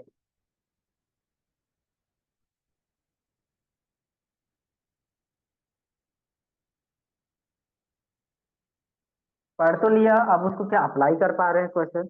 क्वेश्चन बनाओगे तब होगा अप्लाई। बोलता है कि ब्रह्मांड में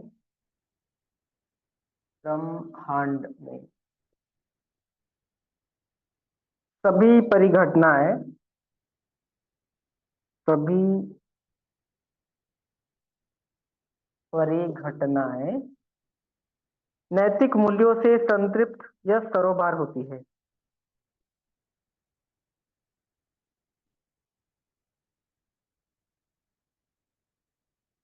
सरोबार लिखना ज्यादा ठीक लग रहा है। सरोबोर मतलब कंक्लूड होता है, इसका मतलब सेचुरेटेड। सरोबोर है, संतृप्त होती है। ठीक है, इसलिए हम निष्कर्ष निकाल सकते हैं। इसलिए हम निष्कर्ष निकाल सकते हैं कि चीनियों के लिए ब्रह्मांड, चीन मतलब चीन देश में रहने वाले चीनियों, चाइनीज लोग है ना, चीनियों के लिए ब्रह्मांड एक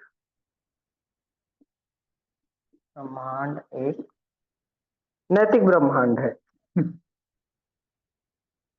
नैतिक ब्रह्मांड है। ऑप्शन में दे दिया आपका स्लिपरी स्लोप,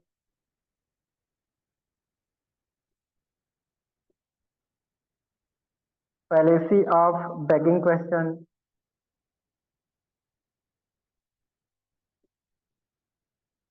तीसरा दिया हाफ्टी जनरलाइजेशन,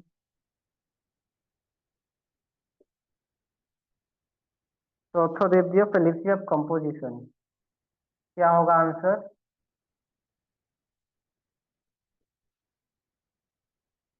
प्रश्न को समझो अच्छे से, समझ में आ जाएगा। सर सेकंड वाला बिंगिंग द क्वेश्चन।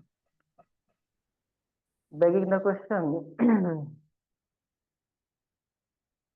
और अच्छे से ट्राई करो, बेगिंग क्वेश्चन नहीं हो रहे हैं यहाँ पे।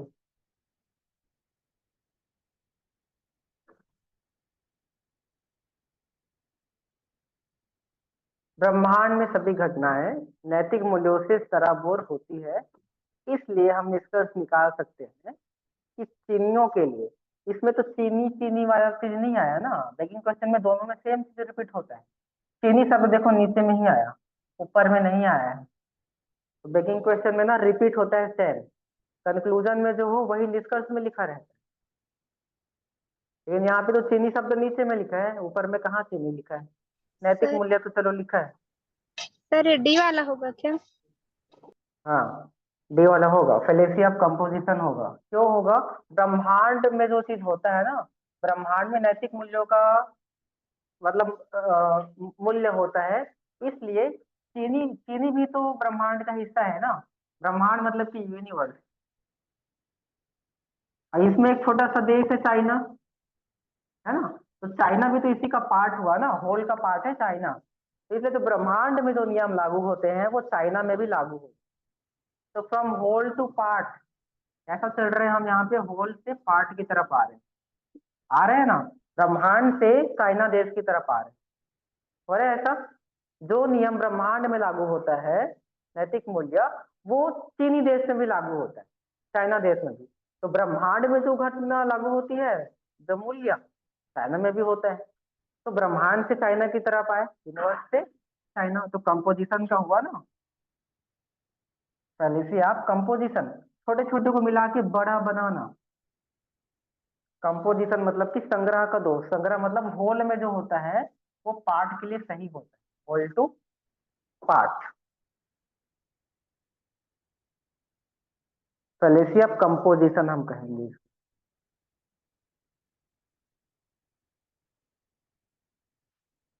चीनियों के लिए ब्रह्मांड एक नैतिक ब्रह्मांड है,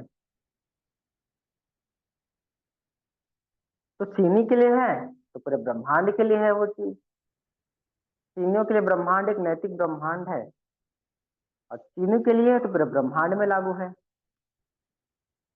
वही बात है, बैगिंग क्वेश्चन नहीं होगा ना यहाँ पे, मिलता जुलता है बट नहीं होगा बैगिंग क्वेश्चन।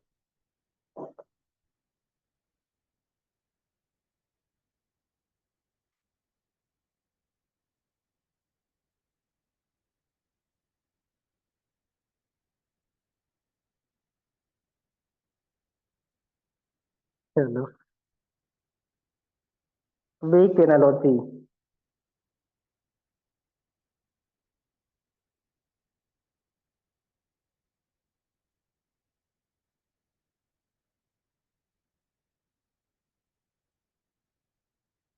हम्म, कभी कभार वाला है।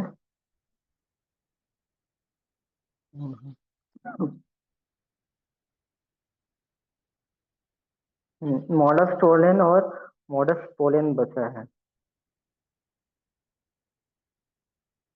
Drawing affirmative conclusion from a negative premises.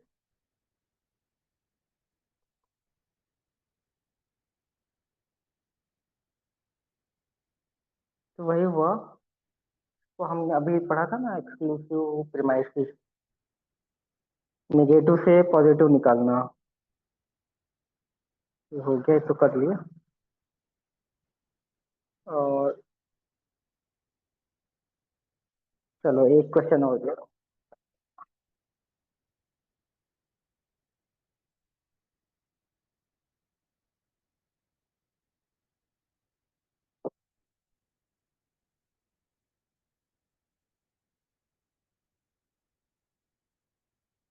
ऐसे ज्ञान जैसी कोई वस्तु नहीं होती, ऐसी ज्ञान जैसी कोई वस्तु नहीं होती है, जिसे व्यवहार में नहीं लाया जा सकता। जिसे व्यवहार में नहीं लाया जा सकता है, क्योंकि ऐसा ज्ञान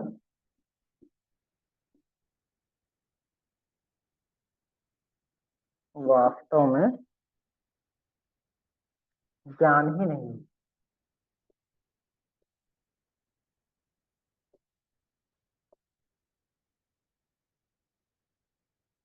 अब है ऑप्शन आपके पास, begging the question. Option A होगा सर। ऑप्शन ए पता चल गया ना, ऑप्शन ए होगा, पता चल गया। ठीक है, बेगिंग द क्वेश्चन। पहले से मान ले रहे हैं ना, देखो ऐसे ज्ञान जैसी कोई वस्तु नहीं होती, मान लिया, निष्कर्ष को पहले ही मान लिया। प्रीमाइसिस में जब निष्कर्ष को मान लिया जाता है, तब वहां पे बेगिंग द क्वेश्चन, इसे व्यवहार में नहीं लाया जा सकता, क्योंकि ऐसा ज्ञान वास्तव में ज्ञान ही नहीं होता। वही बात बोल रहे हैं, इसका मतलब जब आप देखोगे ना, क्योंकि ऐसा ज्ञान वास्तव में ज्ञान ही नहीं होता, वही यहाँ भी बोल रहा है, ऐसा ज्ञान जैसी कोई वस्तु नहीं होता। रिपीट हुआ कि नहीं हुआ? ऐसा ज्ञान जैसी कोई वस्तु नहीं होता, इसे व्यवहार में नहीं लाया जा सकता। और क्योंकि ऐसा ज्ञान वास्तव में ज्ञान ही नहीं होता, वही बात को अपने प्रीमाइसिस में ही बोल रहे हैं, निष्कर्ष में ही बोल रहे हैं। तो जब प्रीमाइसिस में निष्कर्ष आ जाए तो बेगिंग द क्वेश्चन होगा।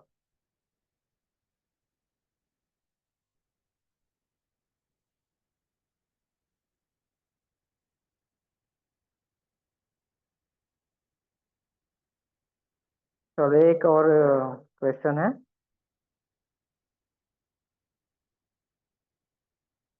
मैं बस लिखूंगा प्रश्न को, आप बिना ऑप्शन का मुझे आंसर बताना, ठीक है?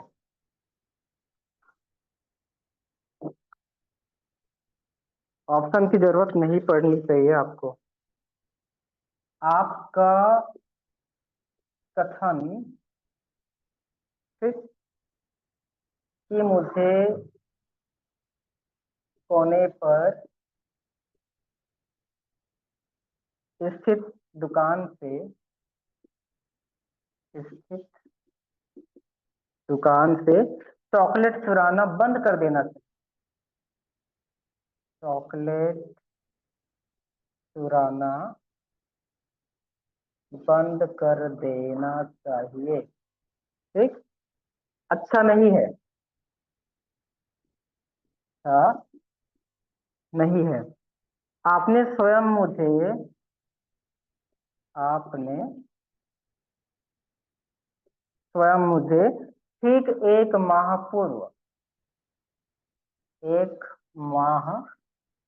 पूर्व बताया था बताया था कि आपने भी चॉकलेट तब चुराए थे जब आप बच्चे थे। जब आप बताओ किसका एग्जाम्पल है, बिना ऑप्शन का बताओ। आपका ये कहना कि मुझे कोने पर स्थित दुकान से चॉकलेट चुराना बंद कर देना चाहिए, अच्छा नहीं है। क्यों? क्योंकि तुम खुद भी चोरी करते थे, तुम जब बच्चे थे तब तुम खुद चोरी सर करते थे। एड होमिनेम। हाँ, एड होमिनेम, लांछन लगाना या पर्सनल अटैक करना, तो बोलते हैं एड होमिनेम, है ना। मतलब व्यक्तिगत अटैक करना, पर्सनल अटैक करना। कर रहे ना पर्सनल अटैक, कि तुम भी तो चोरी करते थे, तुम मुझे कैसे बोल सकते हो चोरी मत करो। बोल दिया यहाँ पे पर्सनल अटैक।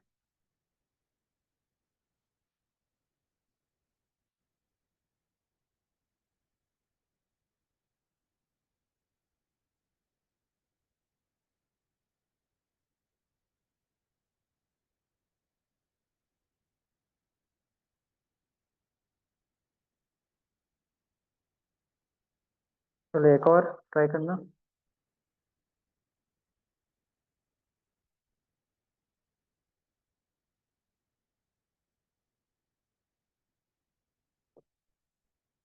अमेरिकी भारतीय अमेरिकी भारतीय विलुप्त हो रहे विलुप्त हो रहे हैं। वह व्यक्ति अमेरिकी भारतीय है। वह व्यक्ति अमेरिकी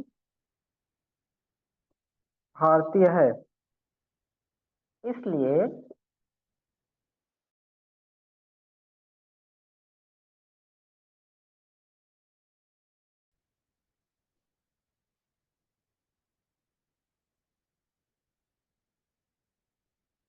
चलो पढ़ के बताओ क्या होना चाहिए।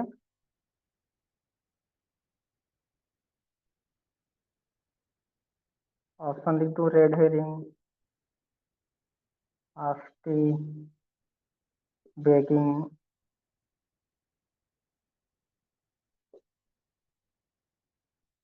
और डिवीजन। ऑप्शन डी होगा। क्या होगा? Option D. ऑप्शन डी, हाँ, ऑप्शन डी, क्योंकि अमेरिकी भारतीय विलुप्त हो रहे हैं। और वह व्यक्ति अमेरिकी भारतीय है, इसलिए वह व्यक्ति विलुप्त हो रहा है। तो यहाँ पे क्या हो रहा है ना, डिवाइड कर रहे हैं। पहली चीज देखो, अमेरिकन भारतीय मतलब कि इंडो इंडो अमेरिकन, बोला कि इंडो अमेरिकन जो है विलुप्त हो रहे हैं। अब देखो होल से ना धीरे धीरे छोटे पे आ रहे हैं। वह व्यक्ति अमेरिकी भारतीय है, अब स्पेसिफिक पे आ गया, होल से ना पार्ट की तरफ आना चालू हो, आ रहे हैं, स्पेसिफिक होते जा रहे हैं। वह व्यक्ति अमेरिकी भारतीय है, इसलिए वह व्यक्ति विलुप्त है। अब उस व्यक्ति पे लेके आ गया, डिवाइड कर रहे हैं ना, ऊपर से बड़े से छोटा हम कर रहे हैं इसको, अमेरिकी भारतीय से उस छोटे व्यक्ति पे आ गया। तो बड़े से छोटा जब होता है तो डिवाइड करते हैं, डिवीजन होता है, फैलेसी ऑफ डिवीजन, इसको बोलेंगे फैलेसी ऑफ डिवीजन कहते हैं। चलो ठीक, बन जाएगा।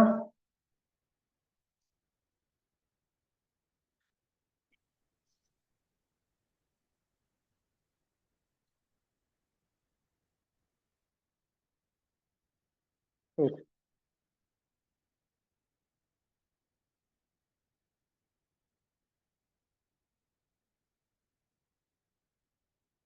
ये प्रैक्टिस करना, क्वेश्चन जितने आए हुए हैं इसको पढ़ पढ़ के तो बनना चालू हो जाएगा आपका।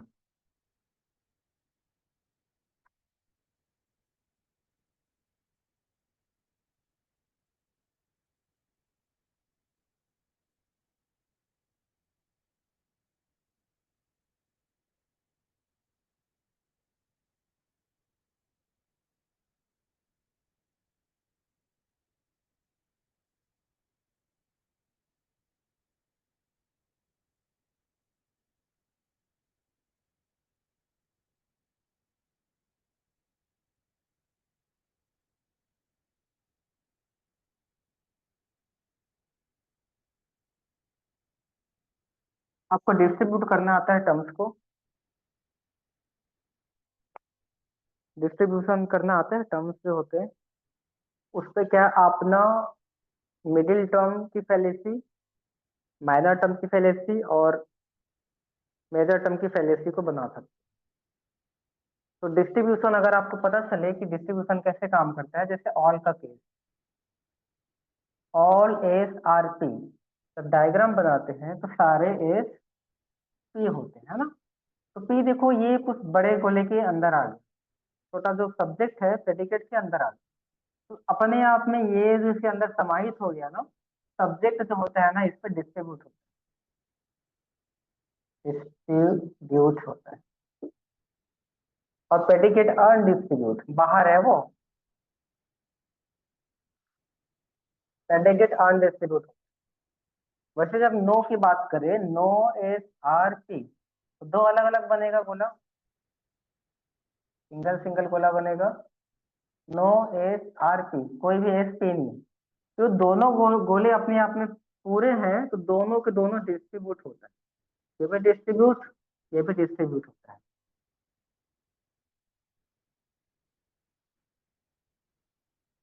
वैसे जब हम सम की बात करें कि सम एस आर पी, आधा आधा बनेगा कि कुछ एस पी होते, तो कुछ एस ये भी आधा है ये भी आधा है, पूरा कोई नहीं अपने में, तो दोनों के दोनों अनडिस्ट्रीब्यूट होते हैं, सब्जेक्ट भी अनडिस्ट्रीब्यूट और प्रेडिकेट भी अनडिस्ट्रीब्यूट, दोनों के दोनों अनडिस्ट्रीब्यूट हो जाते हैं। जब सम नॉट की बात करें, सम नॉट मतलब कि सम एस आर नॉट पी, कैसा बनेगा कि सम एस आर नॉट पी, तो आधे जो एस होते हैं वो पी नहीं होते, कुछ होते हैं, लेकिन पी अपने आप में ये पूरा है इसका गोला। देखो सम का थोड़ा सा हिस्सा इसमें नहीं आता, ये वाला थोड़ा सा हिस्सा, तो पी तो अपने आप में पूरा है ना, प्रेडिकेट डिस्ट्रीब्यूट होता है इसमें, क्या नहीं होता, सब्जेक्ट ये अनडिस्ट्रीब्यूट है। बस इतना जानना आपको, तो आप बाकी के पहले से बना पाओगे। ध्यान में रखने वाली बात, जहां ऑल लिखा रहे, ठीक, वहां पे डिस्ट्रीब्यूट होता है सब्जेक्ट, सब्जेक्ट का डिस्ट्रीब्यूट होगा।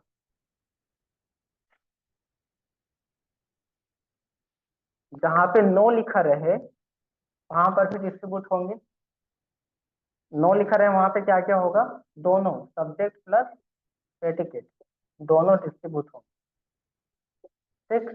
जहां पे सम नॉट लिखा रहे, खाली प्रेडिकेट जो है वो डिस्ट्रीब्यूट हो,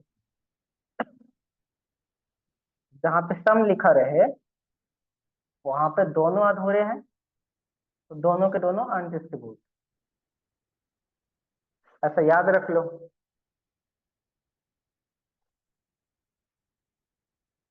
आया ना ये समझ में? जी सर। टर्म्स, हाँ, टर्म्स का डिस्ट्रीब्यूट होना और अनडिस्ट्रीब्यूट, इसी से आप बना पाओगे undistributed middle, fallacy of major term, fallacy of minor term, ठीक है।